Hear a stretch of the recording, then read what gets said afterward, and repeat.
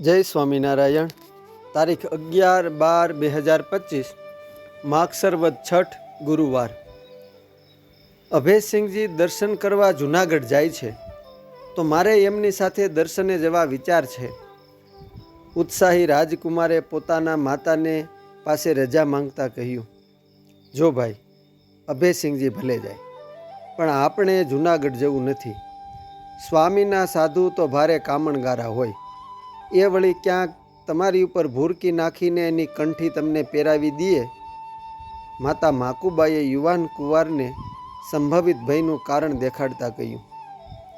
પરંતુ આ યુવાન કુંવરને તો પોતાના સગા માસિયાઈભાઈ લોધિકા દરબાર ધ્યાની અભયસિંહજી સાથે દર્શન કરવા જૂનાગઢ જવાની ભારે લગની લાગી હતી.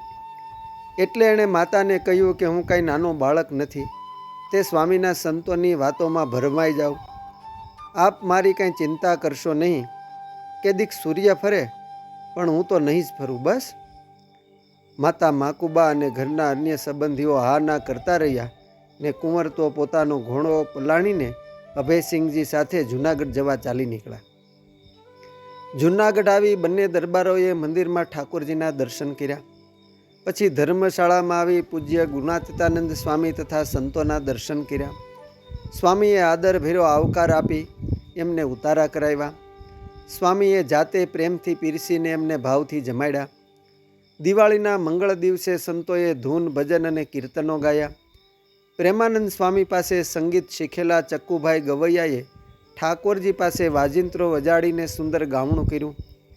બાદમાં ગુણાતીતાનંદ સ્વામીએ પ્રગટ પ્રભુ પૂર્ણ પુરુષોત્તમ ભગવાન શ્રી સ્વામિનારાયણના પ્રૌઢ પ્રતાપની બળભરી વાતો કરી, જે સાંભળીને કુંવર તો ભારે પ્રભાવિત થઈ ગયા. ભજન, સ્મરણ અને કથા વાર્તાથી ગુંજતા આવા બ્રહ્મભીના વાતાવરણમાં 2-3 દિવસ રહેવાથી આ યુવાન મુમુક્ષુ કુંવરનું અંતર ભક્તિના રંગે રંગાઈ ગયું. પોતાના અંતરમાં અપાર ધન્યતા અનુભવતા એણે અભયસિંહને કહ્યું કે માતાએ તો ના પાડી છે, પણ મારે આ મહાન પુરુષ પાસે કંઠી બંધાવવી છે ને સ્વામિનારાયણના આશ્રિત બનવું છે. ભલે આપની મરજી હોય તો ચાલો સ્વામી પાસે જઈએ, અભયસિંહે કહ્યું. બંને માસિયાઈભાઈ સદગુરુ ગુણાતીતાનંદ સ્વામી પાસે આવ્યા. વંદન કરીને પાસે બેઠા. અભયસિંહજીએ પોતાના માસિયાઈભાઈની સ્વામીને ઓળખાણ કરાવી. સ્વામીએ ભગવાનને સંભાળીને આ મુમુક્ષુ કુંવરને ભગવાનના આશરાના બળની ને મહિમાની વાતો કરીને વર્તમાન ધરાવી કંઠી બાંધી. પૂજા માટે શ્રીહરિની મૂર્તિઓએ આપી.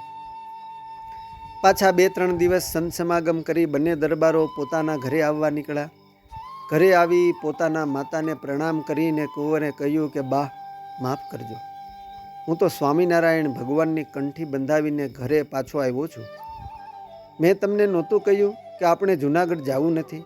સ્વામીના સાધુ ભારે કામણગારા હોય છે, લ્યો, જવાથી શું ફાયદો થયો?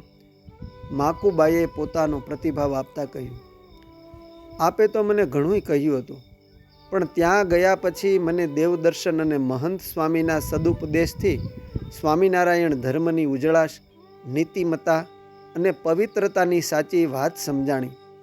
એમના મંદિર, ઠાકોરજી, સંતોના જીવન આવું તો બીજે ક્યાંય આપણને જોવા ન મળે. આ તો સાચો સનાતન ધર્મ છે. પણ બેટા, તું કહેતો હતો ને કે સૂરજ ફરે પણ હું ન ફરું, એનું શું? માતાએ ટકોર કહેતા કહ્યું, જુઓ માં, હું નથી પહેરવો, પણ આપણા કુટુંબ પરિવારના દિવસને ફેરવો છે. આજ સુધી આપણો સૂરજ દક્ષિણાયનમાં જઈ રહ્યો હતો. હવે એ સૂર્ય ઉત્તરાયણના સન્માર્ગ તરફ ગતિ કરશે અને આપણો અભ્યુદય થશે, કુંવરે નમ્રતાથી કહ્યું. માતાની મનમાં ગુણ આવ્યો કે દીકરો ભલે નખશીક પૂરેપૂરો રંગાઈને આવ્યો, પણ વધારે વિવેકી ને વિનયી તો જરૂર થયો છે. આ પછી ઘરમાં કુંવરની સૂચના મુજબ બધું સાફસૂફ કરાવ્યું. જાણ થતાં રાતે એમના કુળગુરુઓ અને ભુવાઓ આવ્યા. એમણે ધૂણીને કહ્યું કે કુંવરે મારી ઈચ્છાથી કંઠી બંધાવી છે, માટે અહીં દર્શને આવે. આ સાંભળી કુંવરે કહ્યું કે મારે તો હવે સ્વામિનારાયણ સિવાય કોઈના દર્શને જવું નથી ને હવે કોઈ ધાર્મિક કાર્યમાં હિંસા થશે નહીં. આ સાંભળી એમના કુટુંબના કુળગુરુ ને ભુવાઈ નવાઈ પામી ગયા. આ મુમુક્ષુ કુંવર હતા વાગવદળના દરબાર ભાણુભા બાપુ, જેમણે શિરને સાટે સત્સંગ રાખ્યો હતો. વાગુદડમાં ભગવાન શ્રીહરિનું સુંદર નયનરમ્ય મંદિર કરાવ્યું ને મોટા સંતોને તેડાવીને સંત સમાગમ કરીને જીવન સાર્થક કર્યું હતું. સદગુરુ નારાયણદાસ સ્વામી અને પુરાણી સ્વામી શ્રી ગોપીનાથદાસજીની પ્રેરણાથી જૂનાગઢ સ્વામિનારાયણ મંદિરની પરિક્રમામાં આરસ પાથરવામાં એમણે સારી આર્થિક સેવા પણ કરી હતી. અસ્તુ. જય સ્વામિનારાયણ. સત્સંગ સાગરના મોતીમાંથી